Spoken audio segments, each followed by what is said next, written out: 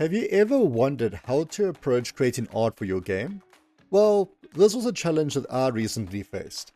And as somebody who's not so afraid of the coding as much as the actual assets of the game, I decided to take it upon myself to try and understand what the game's gonna look like. And it's pretty difficult seeing that you don't even have a prototype, right? But who doesn't want to get the ball rolling and try to make the best prototype that they can?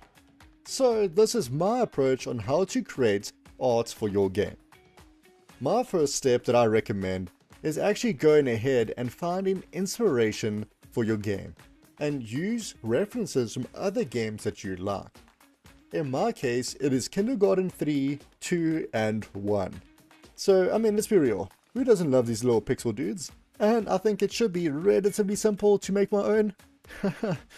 Oh boy, am I wrong, which I'll show you guys later. So, based on having a reference that you like and the art style that you want to take your game, we can go ahead and try to understand why those artists did what they did.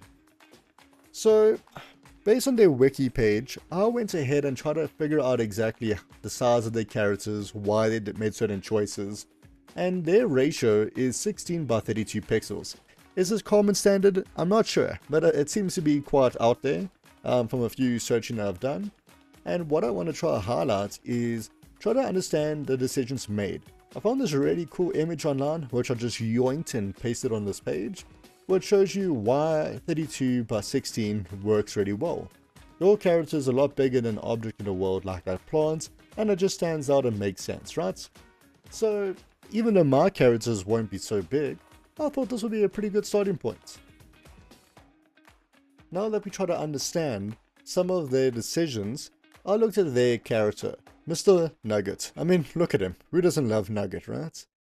So I took it upon myself to break down every part of the game and this character from the color of his edge, the shadows, the eyes, and try to make something that I can sort of replicate of Nugget, which first of all I recreated him.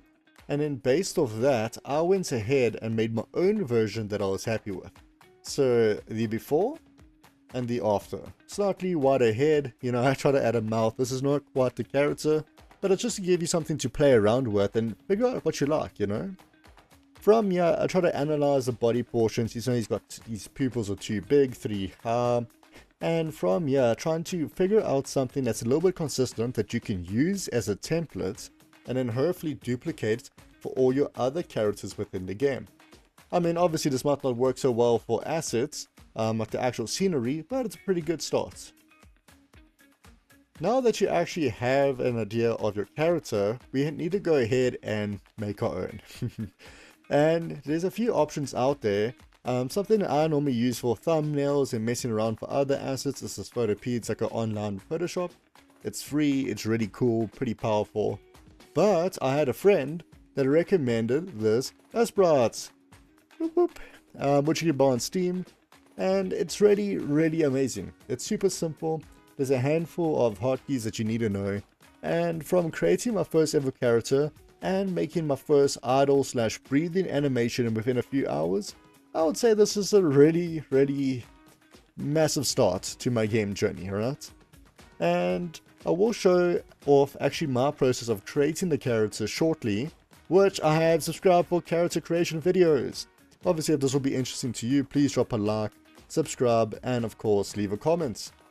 But seeing that we are here, these are sort of the characters that I've made myself. I would like to introduce you to the main characters of the game. Well, at least for now, we have Luke, Jay, Timmy, George, Sophia, Avi, Emily, and Maple. Let me know in the comment section down below who is your favorite character,